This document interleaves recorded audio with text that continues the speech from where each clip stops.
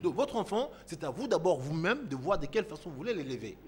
Donc si chaque parent devient responsable là où il est avec sa femme, c'est que sûr qu'on fera des enfants utiles ou laquelle on pourra le suivre derrière. Mais si on fait des enfants, nous déjà nos parents, nous-mêmes, nous ne sommes pas présents, on n'est pas conscient de nos charges. Notre enfant, qui va les élever? Personne. Donc il faut que d'abord que le parent devienne responsable à la maison. On dit voilà, pourquoi on se marie? Parce qu'on est prêt. Pourquoi on veut faire des enfants? Parce qu'on est prêt. Oui, on fait des enfants. Et par après, même si le gouvernement aujourd'hui est défaillant, nous, on saura tirer, gérer les peines du jeu par rapport à nos enfants. On saura quand même les éduquer, puisque, admettons, on n'en a pas 10, on en a 3. Avec le petit moyen qu'on a, des fois, on peut ficeler, les nourrir, les élever. Mais si on en a 10, à un moment donné, on sera débordé. Donc, on veut que la conscience rentre dans nos familles. Puisqu'aujourd'hui, nous avons des gouvernements déserteurs.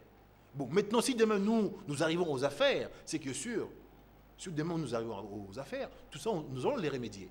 On mettra en place des écoles, ce sera l'obligation. L'école sera gratuit. Les soins médicaux seront gratuits.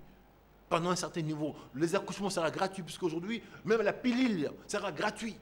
Pour que nos jeunes femmes qui ne fassent pas de grossesse, de fois, je dirais inattendues. Je ne marche pas loin, parce qu'aujourd'hui, de donner la vie, c'est un problème aujourd'hui.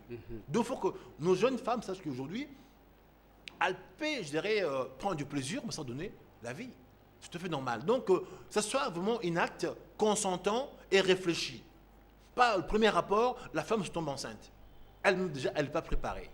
Vous imaginez, on crée des mères à problème et des enfants à problème. Donc, nous avons un devoir d'édifier la population. Les jeunes filles, les jeunes garçons, ceux qui décrochent l'école, trouver un moyen de le remettre dans le système scolaire ou bien un système de gérer éducatif, apprendre un métier.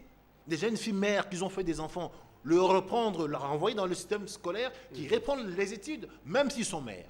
Alors, vous êtes président d'un parti politique, les MJC.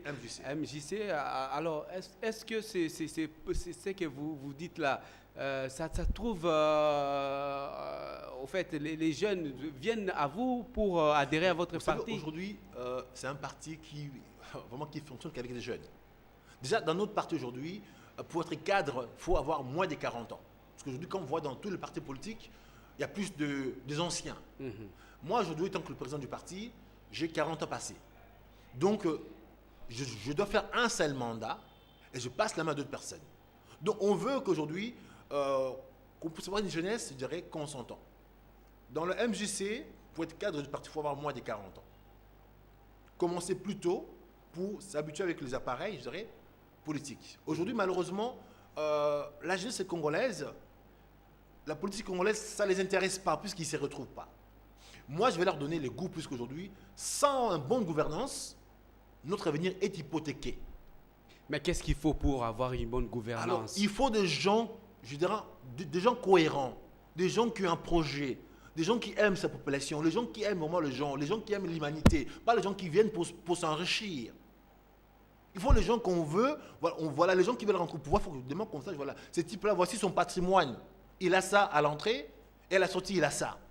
Et non, les gens qui arrivent, on ne sait pas le patrimoine qu'il avait, et puis d'un coup, on le voit, il a autant de patrimoine. On ne veut pas cela. On ne veut pas des gens qui pillent le pays. Quand on veut être à la tête du pays, on veut servir. On ne veut pas se servir. On veut des gens qui viennent pour servir les autres, pour l'humanité, et non pas pour s'enrichir. Malheureusement, aujourd'hui, nous avons un phénomène, les hommes politiques, les députés, tout le monde, ils veulent d'abord s'enrichir. Alors, au-delà de la population, bien sûr, parce qu'aujourd'hui, l'argent qu'eux, ils s'enrichissent, c'est notre argent. Donc, on veut des gens consentants, qui ne pillent pas la population.